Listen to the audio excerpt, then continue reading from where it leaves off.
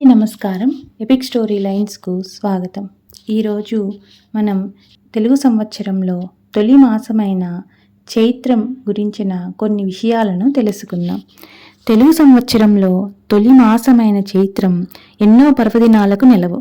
వసంత నవరాత్రులు, సీతారాముల కళ్యాణం, హనుమాన్ ఆరాధనతో పాటు మరెన్నో విశిష్టతల సమాహారమే చైత్రమాసం అంటున్నాయి మన పురాణాలు. మామిడాకుల తోరణాలు కట్టిన వాకిళ్లతో, ముంగిట ముత్యాల ముగ్గులతో తెలుగు సంవత్సరాదిని స్వాగతించే ఈ చైత్రంలో చేసే దేవతారాధన సకల శుభాలు కలిగిస్తుందని అంటారు. ఆధ్యాత్మిక, పౌరాణిక విశిష్టతలు కలిగిన ఈ మాసంలో పౌర్ణమి వరకు ప్రతిరోజు ఓ పర్వదినమేనని అనుకోవచ్చు. చంద్రుడు చిత్త నక్షత్రంలో ఉండడం వల్లే ఈ మాసానికి చైత్రం అనే పేరు వస్తే, సూర్యుడు కూడా ఈ మాసంలో మొదటి రాశి అయిన మేషరాశిలోనే సంచరించడం విశేషం. ఉగాది రోజున ప్రత్యేకంగా ఫలానా దేవుడిని పూజించాలని ఏ పురాణాలు చెప్పలేదు. కానీ పార్వతీ పరమేశ్వరుల్ని లేదా లక్ష్మీనారాయణుల్ని దర్శించుకుంటే మంచిదని మాత్రం ప్రతీతి. ఆ తరువాతే షడ్రుచుల ఉగాది పచ్చడిని తీసుకోవాలని అంటారు.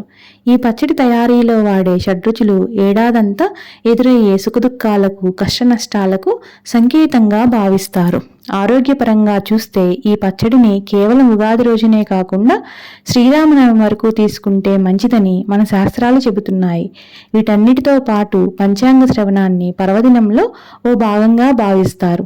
రాబోయే సంవత్సరంలో గ్రహాల కదలికలు, శుభ అశుభ ఫలితాలను ముందే అర్థం చేసుకొని దానికి అనుగుణంగా రాబోయే పరిస్థితుల్ని తట్టుకునేట్లు తగు జాగ్రత్తలు తీసుకోమని సూచించడమే ఈ పంచాంగ పఠనం వెనుక ఉన్న ప్రధాన ఉద్దేశం. నవరాత్రులు అనగానే మనకు దుర్గను పూజించే శరన్నవరాత్రులు లేదా గణపతిని పూజించే గణపతి నవరాత్రులు గుర్తొస్తాయి. ఈ రెండింటితో పాటు చైత్రశుద్ధ పాడ్యమి నుంచి చైత్రశుద్ధ నవమి వరకు వసంత నవరాత్రులను చేసే సంప్రదాయము కొన్ని ప్రాంతాల్లో ఉంది. ఏడాదిలో 3 సార్లు నవరాత్రులు వస్తే తొలి వసంత నవరాత్రుల్ని ఈ చైత్రమాసంలోనే చేస్తారు. ఈ సమయంలో శక్తి స్వరూపిణి అయిన లలితా పరమేశ్వరిని పూజిస్తే కోరిన కోరికలు నెరవేరుతాయని మన పురాణాలు చెబుతున్నాయి. కొన్ని ప్రాంతాల్లో ఈ నవరాత్రుల సమయంలో రామాయణ పారాయణం, రామనామ జపాన్ని చేస్తారు.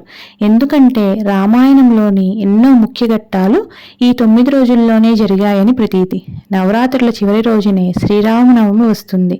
ఆ రోజున ఊరువాడ సీతారామ కళ్యాణాన్ని అంగరంగ వైభవంగా జరిపించి తరిస్తారు భక్తులు. సీతారాముల కళ్యాణం జరిగిన తర్వాతే చాలా మంది తమ ఇళ్లల్లో వివాహాది శుభకార్యాలని తలపెట్టేందుకు ప్రాధాన్యం ఇస్తారు. చైత్ర పౌర్ణమి నాడు వివిధ ప్రాంతాల్లో హనుమత్ జయంతిని ఎంతో వైభవంగా జరిపిస్తారు భక్తులు. బజరంగబలి జయంతిగా పిలిచే ఈ రోజున ఉపవాసం ఉండి హనుమంతుడిని పూజిస్తే చేపట్టిన ప్రతి పనిలోనూ విజయం లభిస్తుందని పురాణాలు చెబుతున్నాయి. అదృష్ట పౌర్ణమిగా పిలిచే ఈ రోజున లక్ష్మీదేవిని కూడా పూజించాలని చెబుతారు. కొన్ని ప్రాంతాల్లో సత్యనారాయణ స్వామి వ్రతాలను కూడా చేసుకునే సంప్రదాయము ఉంది. ఈ మాసంలో వచ్చే చైత్రశుద్ధ విధి నాడు జ్ఞానప్రదాత అయిన చంద్రుడిని పూజించి నూలుపోగును సమర్పించే పర్వదినమే బాలేందు వ్రతం. ఈ రోజున చంద్రుడిని ఆరాధిస్తే జ్ఞానంతో పాటు సకల శుభాలు కలుగుతాయని అంటారు. ఇక చైత్రశుద్ధ తది నాడు డోలా గౌరీ వ్రతం లేదా సౌభాగ్య గౌరీ వ్రతం చేసి పార్వతీ పరమేశ్వరులను పూజించాలని అంటారు. పలు శివాలయాల్లో చవితితో కూడిన తదినాడు ప్రత్యేక పూజా కార్యక్రమాలను నిర్వహిస్తారు. పార్వతీదేవి శివుడిని భర్తగా పొందడం కోసం తపస్సు చేసినప్పుడు చైత్రశుద్ధ తదినాడే అది ఫలించిందట. సీతాదేవి కూడా ఈ వ్రతాన్ని ఆచరించిందని అంటారు.